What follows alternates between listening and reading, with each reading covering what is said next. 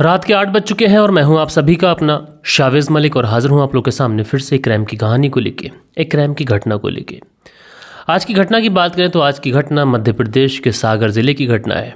और जितने भी लोग क्राइम स्टोरीज सुनते हैं उन्होंने मध्य प्रदेश के एक सागर ज़िले के बारे में बखूबी सुन रखा होगा। बहुत सारी ऐसी क्राइम स्टोरीज होती हैं जो सागर ज़िले से रिलेटेड होती हैं। एक सीरियल किलर की कहानी भी थी जो शायद आप लोगों ने नहीं सुनी होगी, या फिर सुनी हो तो आप लोग बताएगा कि एक ऐसा व्यक्ति था जो ऑन ड्यूटी लोग हुआ करते थे बाकायदा, जो पुलिस में या फिर किसी सरकारी महकमे में जो वो ऑन ड्यूटी हुआ करते थे बाकायदा वो उन लोगों को शिकार बनाया करता था। आलम उसके खौफ का ये हो चुका था कि 15 दिनों के अंदर अंदर जो लोग भी ड्यूटी करते थे उन्होंने ड्यूटी जाने से इनकार कर दिया। उन्होंने कहा कि भले ही उनकी नौकरी चली जाए लेकिन वो लोग ड्यूटी नहीं जाएंगे, क्योंकि इस कदर उस सीरियल किलर का खौफ उनके दिलों में बढ़ चुका था। हालांकि बाद में वो सीरियल किलर पकड़ा भी गया और बाद में जब पुलिस ने उसे पकड़ा तो उसने तरह तरीके की बातें भी बताई। तो सागर ज़िले से कई ऐसी कहानियाँ होती हैं जो आती हैं। और आज की जो कहानी मैं आप लोग को सुनाऊंगा इसी मध्य प्रदेश के सागर ज़िले में रहने वाले राम गोपाल पटेल की कहानी है। राम गोपाल पटेल बाकायदा सेना का एक जवान था। सेना में अपनी सर्विस दिया करता था, सेना में भर्ती था। धीरे धीरे जब वक्त गुजरता है और सेना में इसकी जो तैनाती थी उसमें भी इसका समय जब गुजरने लगता है, जब इसकी उम्र तकरीबन 35 वर्ष के आसपास हो जाती है, तो अचानक से इस राम गोपाल पटेल को इसकी रीढ़ की हड्डी में थोड़ी सी प्रॉब्लम महसूस होती है। ये पहले तो उसे नॉर्मली समझता है, लेकिन जब इसकी दिक्कत बढ़ती जाती है तो इसे परेशानी भी होने लगती है। क्योंकि सेना का एक जवान है, उसे फिट एंड फाइन रहना बहुत ज़्यादा ज़रूरी है, क्योंकि सेना के जो जवान होते हैं वो अपनी पीठ पर बहुत ही भारी भरकम बैग भी लेकर चलते हैं। इसमें उनके कुछ इक्विपमेंट होते हैं, कुछ सामान होते हैं जिसमें राइफल्स वगैरह, ग्रेनेड वगैरह भी होते हैं। तो एक सेना के जवान को फिट एंड फाइन रहना भी बहुत ज़्यादा ज़रूरी है। लेकिन जब राम गोपाल पटेल को लगातार इस तरीके की परेशानी आती है तो ये बहुत ज़्यादा परेशान भी हो जाता है।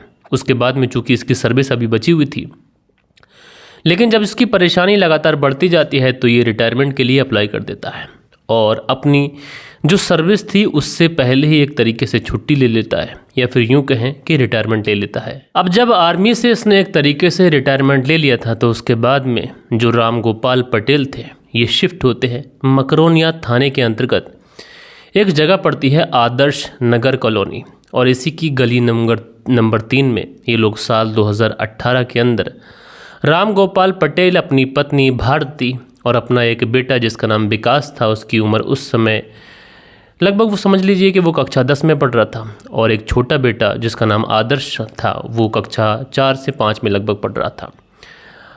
अब जो राम गोपाल पटेल थे जब ये वहाँ पर अपने बच्चों के साथ में रहना चालू कर देते हैं, बच्चे चूँकि अपनी पढ़ाई कर रहे थे, इसलिए अब घर परिवार में जो भी चीज़ें थीं वो ठीक थीं। हालांकि राम गोपाल पटेल के लिए आर्मी से उनकी पेंशन आ रही थी, लेकिन चूंकि एक आर्मी का जवान जिसने बहुत ज़्यादा मेहनत की होती है, जिसने दिन और रात एक किए होते हैं, अब वो पूरा दिन घर पर खाली, तो राम गोपाल पटेल भी सोचते हैं कि इस तरीके से तो काम चलने वाला नहीं है, बेहतर यही होगा कोई छोटी मोटी नौकरी देख लूँ। अब धीरे धीरे वक्त गुजरता है। उसके बाद में राम गोपाल पटेल यहीं पर एक मॉल पड़ता है, कैंट मॉल, उसी कैंट मॉल में एज ए सिक्योरिटी गार्ड नौकरी करने लग जाते हैं। राम गोपाल पटेल दिन भर जाते, सिक्योरिटी गार्ड की नौकरी करते, शाम को लौट के आते, खाना वगैरह खाते, सो जाते।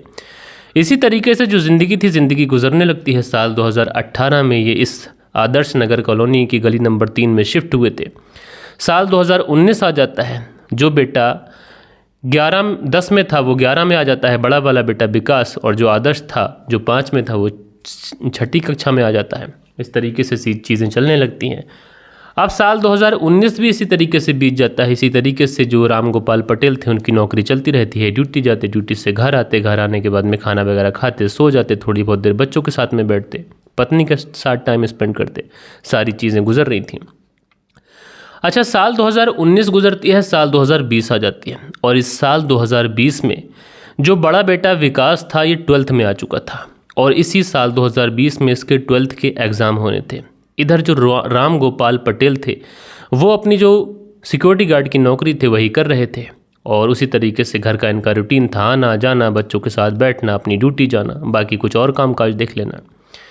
लेकिन इसी बीच में सारी ही चीज़ें बहुत ओके चल रही थी, और इसी साल 2020 में इनके बड़े बेटे के 12th के एग्ज़ाम भी होने थे। अब चूँकि राम गोपाल पटेल ये एक रिटायर्ड फौजी थे, तो आस पड़ोस के जितने भी लोग थे वो राम गोपाल पटेल को काफ़ी ज़्यादा इज्जत दिया करते थे, काफ़ी ज़्यादा इनसे प्यार भी किया करते थे।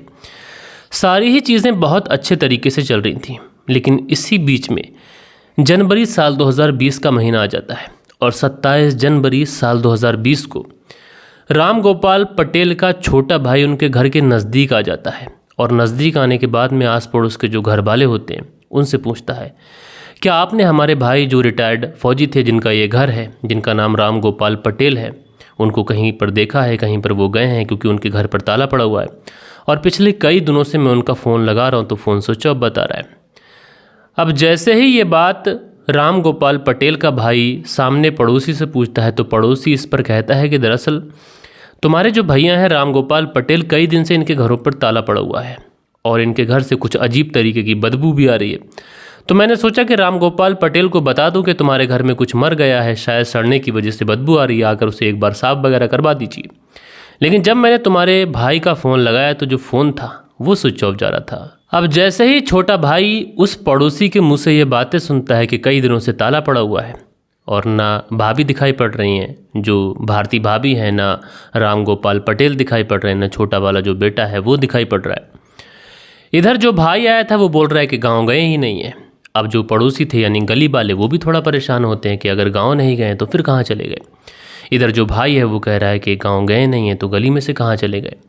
तो कुछ लोग बताते हैं कि उनका बड़ा बेटा आता है, ताला खोलता है, उसके बाद चला जाता है। बाकी के कुछ लोग घर के कहाँ कहाँ नहीं गए इसके बारे में किसी को कुछ नहीं पता। ये सारी बात सुनने के बाद में भाई जो होता है, भाई भी बड़ा असमंजस में पड़ जाता है। बाकी जो गली वाले लोग थे वो भी परेशान हो जाते हैं। लिहाजा अब सारे ही लोग मिलकर फैसला करते हैं कहीं ऐसा तो नहीं कि उनके साथ में कोई अनहोनी हो गई हो, क्योंकि घर से उनकी बदबू भी आ रही है।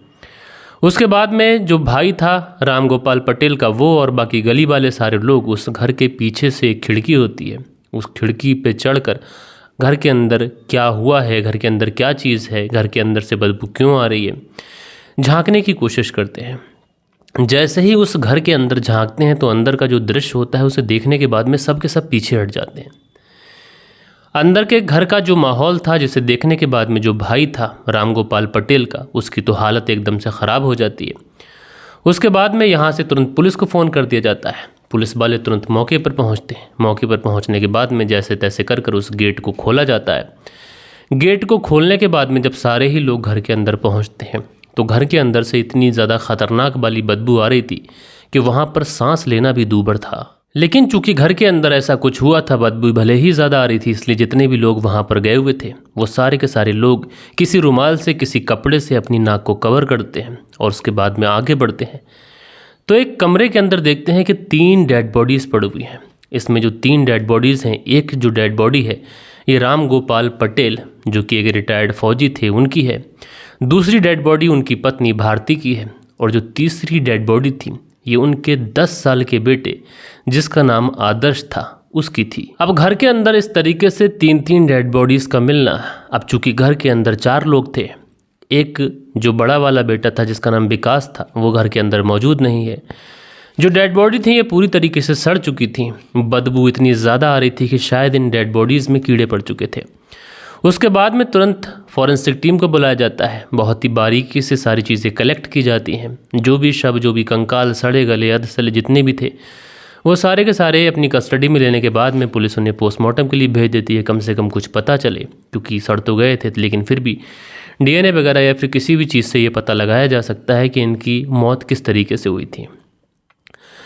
लेकिन इधर जो पुलिस वाले अपनी छानबीन को बढ़ा रहे थे, इनके लिए बड़ा सवाल ये था कि आखिरकार इस घर के अंदर रहने वाले लोग 4 थे और जो बड़ा बेटा है वो घर से गायब है। बाकी 3 लोगों की इस तरीके से मौत, यानी मामला कहीं ना कहीं इतना ज़्यादा गंभीर है, इतना ज़्यादा ख़तरनाक है जो पुलिस की भी समझ में नहीं आ रहा था।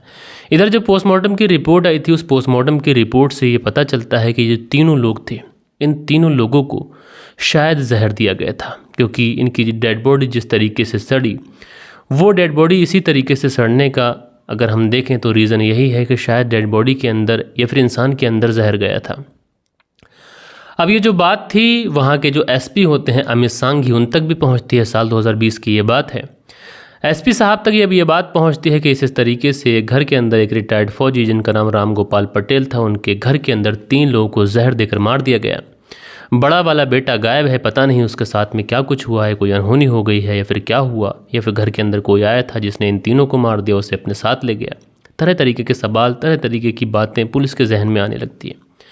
अब ये जो बातें थी उन दिनों सोशल मीडिया पर और ख़बरों में भी आने लगती हैं कि इस तरीके से आदर्श नगर कॉलोनी में मकरोनिया थाने के अंतर्गत एक रिटायर्ड पुलिस फौजी जिनका नाम राम गोपाल पटेल था, उनके पूरे परिवार को यानी 3 लोगों को जहर देकर मार दिया गया। बड़ा वाला बेटा गायब है, उसके साथ पता नहीं कोई अनहोनी हुई है, क्या हुआ है, क्या कुछ नहीं हुआ है।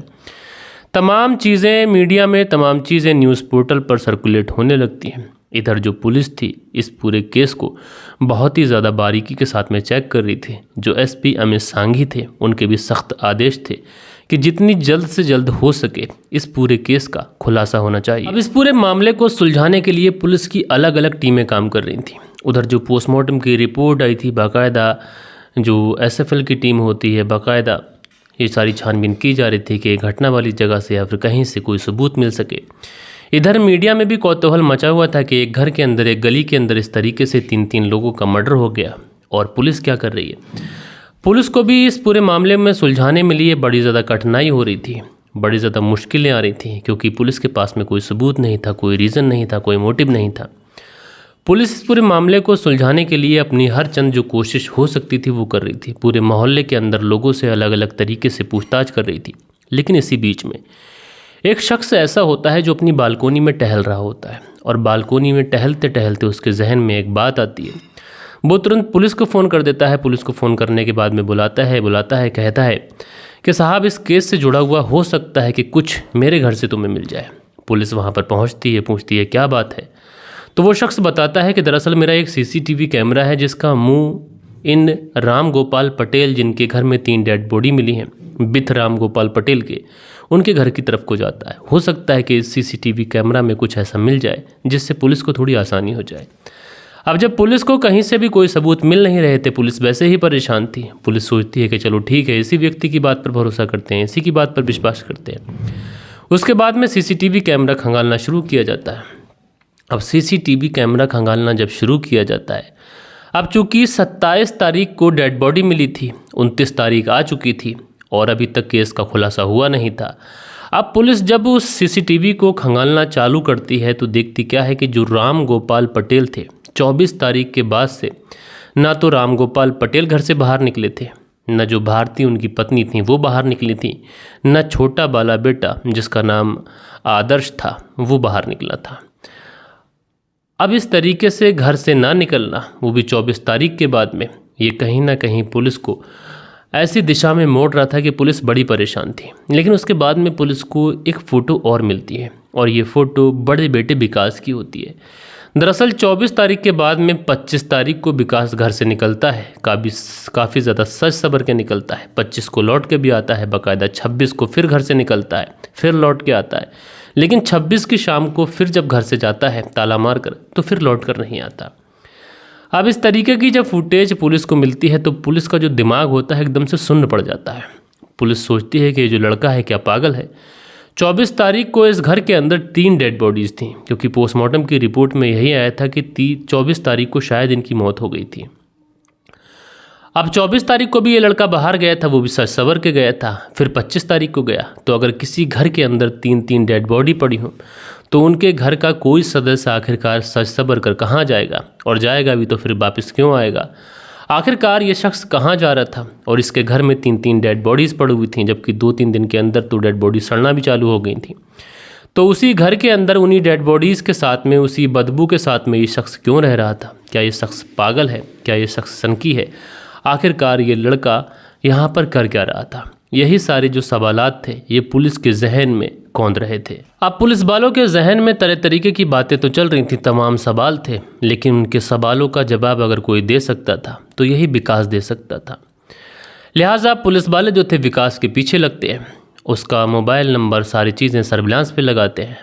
अब जब पुलिस वाले विकास की तलाश जारी करते हैं तो कहा जाता है कि पुलिस वाले अगर किसी चीज़ को ढूंढने के लिए लग जाएं तो वो इंसान अगर पाताल में भी छुप जाएगा तो पुलिस वाले उसे ढूंढ निकालेंगे।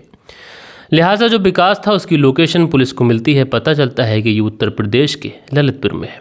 लिहाजा पुलिस की एक टीम उत्तर प्रदेश के ललितपुर पहुंचती है और ललितपुर पहुंचने के बाद में इसकी लोकेशन से इस विकास को उठाती है। उठाने के बाद में इसे पुलिस थाने लेके आती है। लेकिन विकास को पुलिस थाने लेके आ तो गई थी, लेकिन यहाँ पर पुलिस के सामने एक बड़ी मुश्किल थी। दरअसल जो विकास था इसकी उम्र अभी महज 17 साल और 5 महीने थी। यानी ये जो पूरा केस था ये जुवेनाइल एक्ट के तहत आता था। जुवेनाइल एक्ट के तहत ना तो पुलिस इस लड़के से ज़्यादा सख्ती से पूछताछ कर सकती थी, क्योंकि कई बार ऐसा होता था कि बाल संरक्षण के लोग आते थे, उनके सामने भी पूछताछ करनी पड़ती थी। लिहाजा पुलिस वाले सख्ती दिखा नहीं सकते थे, इसलिए घुमा फिरा कर अलग अलग तरीक़ों से इस विकास से पूछताछ की जाती है और विकास पुलिस को वही सब बातें बताता है। लेकिन इसी बीच में चूँकि 27 तारीख को ये डेड बॉडीज़ मिली थी, तो पुलिस की एक टीम फिर से उस घर में जाती है और बहुत बारीकी से उस पूरे घर को चेक करती है।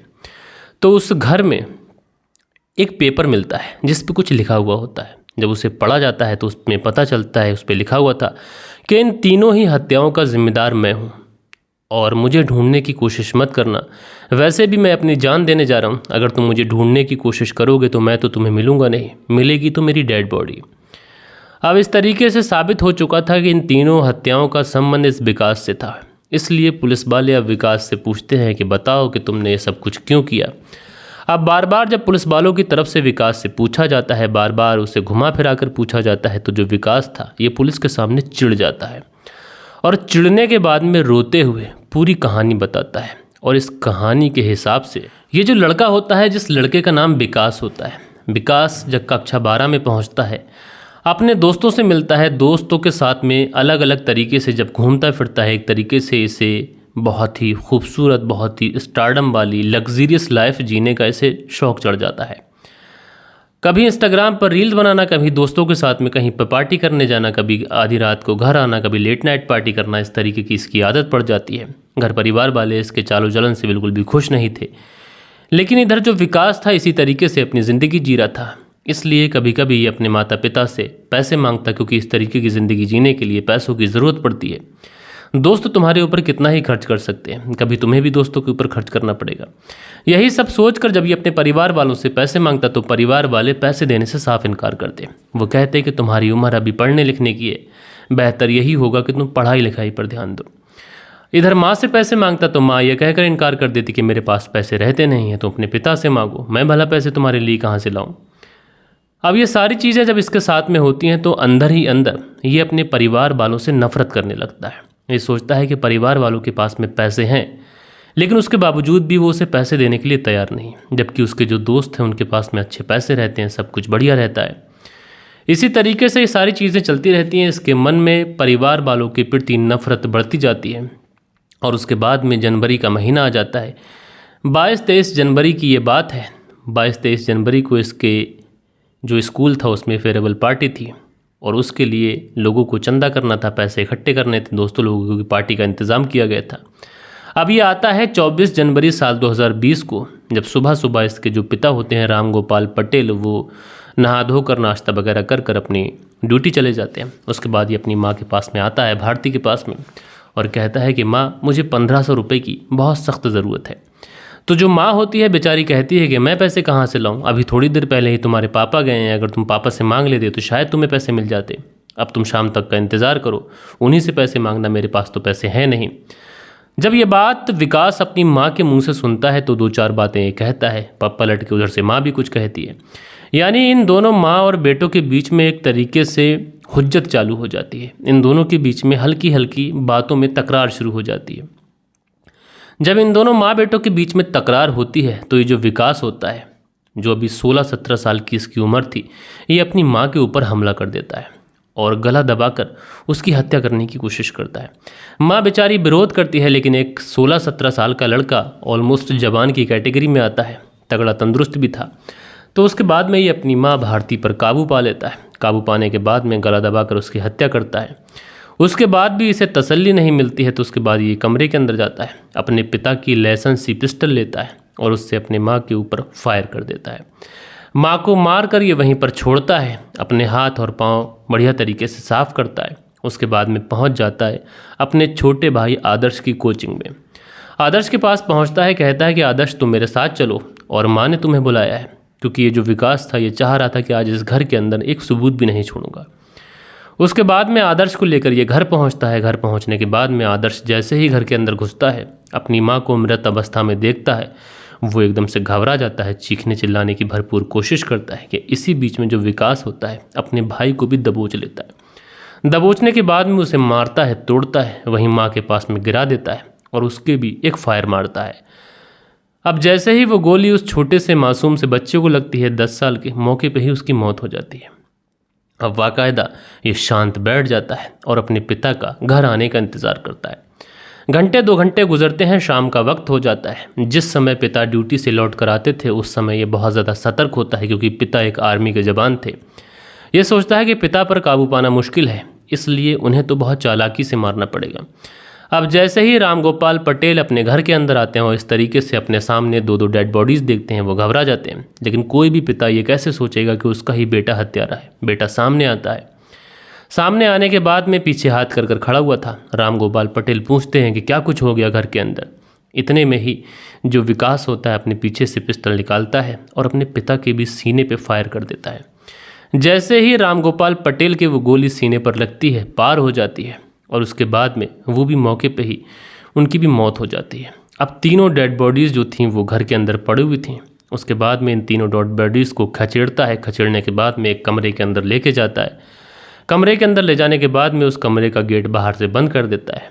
जितना भी बाहर का एरिया था जो खून से सन चुका था, उस पूरे एरिया को साफ़ करता है। साफ़ करने के बाद में खुद नहाता है, फ्रेश होता है, नए कपड़े पहनता है और उसके बाद में अपने स्कूल पहुंच जाता है पार्टी करने के लिए। बाकायदा पार्टी करता है। पार्टी करने के बाद में देर शाम लौट के आता है। लौट के आने के बाद में उसी घर के अंदर सो जाता है। सुबह उठता है, चाय बनाकर पीता है, फिर से नहाता है, फिर से तैयार होता है। उसके बाद में फिर से दोस्तों के साथ में पार्टी करने के लिए चला जाता है। इस बार ये अपने पिता की जेब से निकाल कर 5,000 रुपये भी लेकर गया था और खूब ही अच्छे तरीके से मौज मस्ती कर शाम को फिर लौट के आता है। फिर उसी घर के अंदर सोता है। सुबह को फिर उठता है, फिर तैयार होता है, फिर दोस्तों के साथ में घूमने के लिए निकल जाता है। दोस्तों इसको ये नहीं पता था कि जो डेड बॉडी घर के अंदर पड़ी हुई है उनके अंदर से बदबू भी आना चालू हो जाएगी। ये तो सोच रहा था कि इसी तरीके से डेड बॉडी पड़ी रहे, मेरा क्या जाता है, मैं तो अपनी लाइफ जीऊँगा। लेकिन जब ये 26 तारीख को लौट कर आता है तो देखता क्या है कि जो डेड बॉडीज़ हैं ये पूरी तरीके से सड़ने लगी है और घर के अंदर बदबू फैलने लगी है। इस वजह से अब ये सोचता है कि इन डेड बॉडीज़ को कहाँ ठिकाने लगाऊं। उसके बाद में ये एक लेटर लिखता है। लेटर पे लिखता है कि इन तीनों ही हत्याओं का जिम्मेदार मैं हूँ और मुझे ढूंढने की कोशिश मत करना, मैं भी अपनी जान देने जा रहा हूँ। और उसके बाद वहाँ से 9-2-11 हो जाता है। बहरहाल दोस्तों जब ये बातें पुलिस के सामने आई, इसने अपना जुर्म कबूल किया। बाकायदा ये मामला न्यायालय में पहुँचा। लेकिन मुश्किल यही थी कि ये जो लड़का था, ये लड़का नाबालिग था। अब नाबालिग को मर्डर केस में कितनी सज़ा मिलती है ये आप सब लोग जानते हैं, बताने की ज़रूरत नहीं है। जब ये मामला न्यायालय में पहुंचता है और जो माननीय ज्योति जी थी जो इस पूरे मामले को सुन रही थी, इसकी हेयरिंग कर रही थी, तो एक एक्ट होता है जो होता है जुवेनाइल जस्टिस एक्ट। इसमें अगर कोई नाबालिग लड़का 16 से 18 साल के बीच में है और उसने बहुत ही संगीन जुर्म किया है तो उसके ऊपर भी वो वाला केस चलाया जा सकता है जो 18 साल से ऊपर वालों के खिलाफ चलाया जाता है। यानी ये जो एक्ट था, जुवेनाइल जस्टिस एक्ट, इसके तहत ये मामला, इसमें सुनवाई होती है। 3 साल तक ये जो पूरा केस था वो चलता है और 3 साल के बाद में इस लड़के को 3 बार उम्र कैद की सज़ा दी जाती है। यानी इतना क्रूर अपराधी जिसने महज 1500 रुपये के लिए अपनी माँ, अपने पिता और अपने मासूम से छोटे भाई का कत्ल कर दिया। ऐसे इंसान को खुले समाज में घूमने का कोई अधिकार नहीं है और इसको 3 बार उम्र कैद की सज़ा दी जाती है। जब इस तरीके से सज़ा इस व्यक्ति को दी गई तो जो ज्योति जी थी जिन्होंने इस केस की हेयरिंग की थी, जिन्होंने इस केस में सुनवाई की थी, उनके फ़ैसले पर हर कोई सैल्यूट कर रहा था, हर कोई उनके फ़ैसले का सम्मान कर रहा था।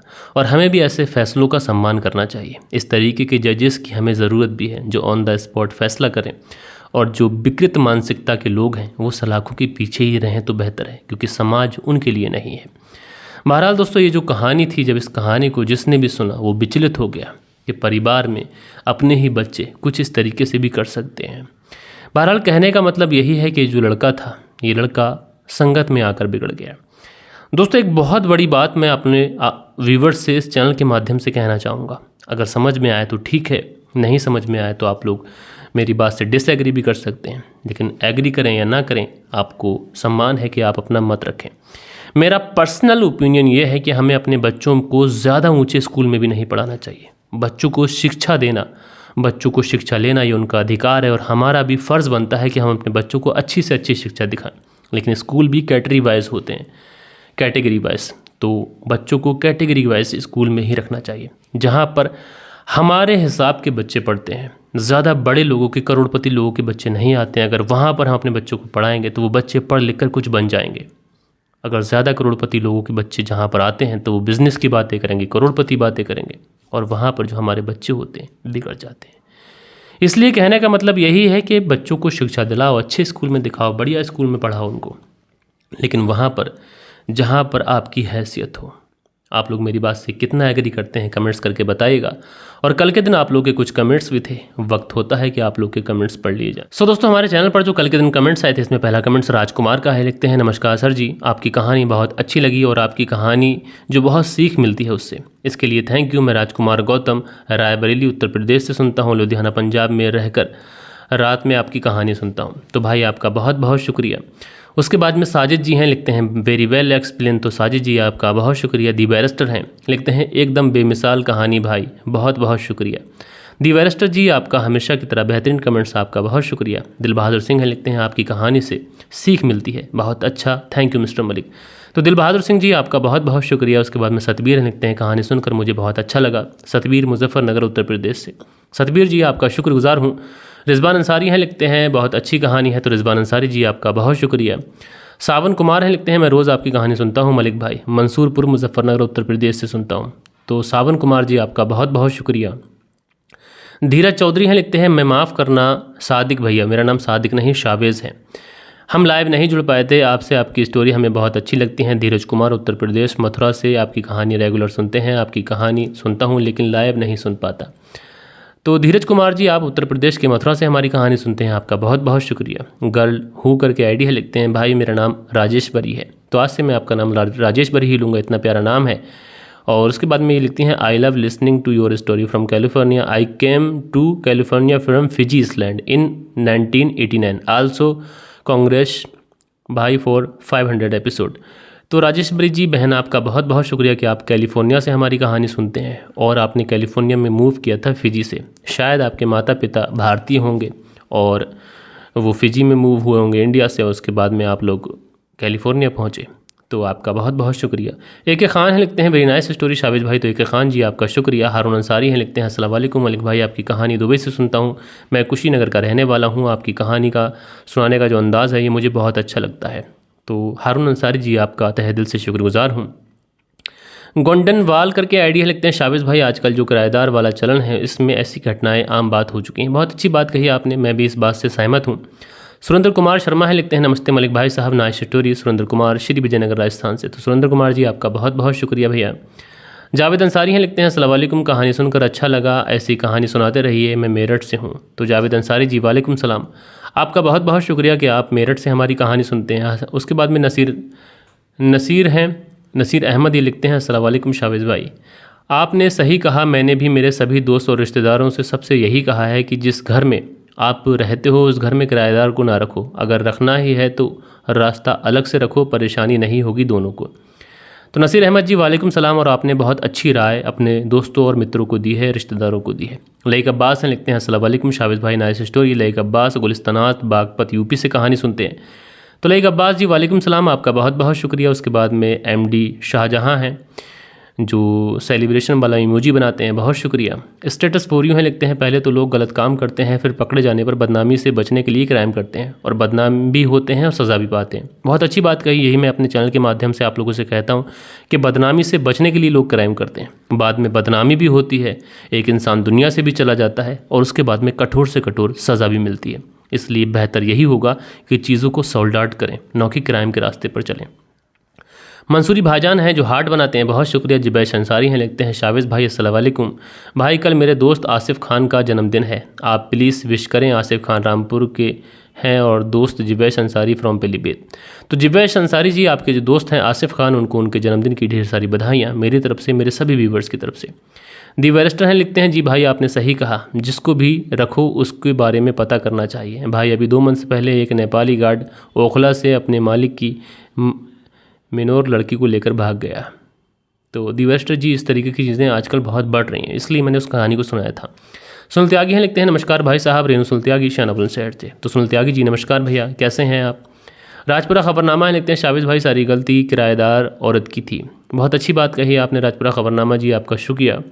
उसके बाद में अगला जो कमेंट्स है माता सिंदर करके आईडी है, लिखते हैं भाई घोर कलयुग है, रिश्ते नाते सभी तार तार हो गए हैं आज के टाइम में। बहुत अच्छी बात कही आपने, सही बात है, मैं एग्री भी करता हूँ। सो दोस्तों ये प्यारे प्यारे कमेंट्स थे आप लोगों के जो कल के दिन आप लोगों ने किए थे। आशा करता हूँ कि आज की जो कहानी है ये आप लोग को ज़रूर से ज़रूर पसंद आई होगी। कहानी पसंद आई हो तो एक लाइक करिएगा और दोस्तों और मित्रों के साथ में इस कहानी को ज़रूर से ज़रूर शेयर करिएगा, ताकि वो लोग भी ये देख सकें कि किस तरीके से आज के ज़माने में घटनाएँ हो रही हैं। मिलते हैं दोस्तों कल के दिन किसी और क्राइम स्टोरी के साथ में। जब तक के लिए अपना ख्याल रखें, देश का ख्याल रखें, परिवार के रिश्तों की अहमियत को समझें। जय हिंद, जय भारत।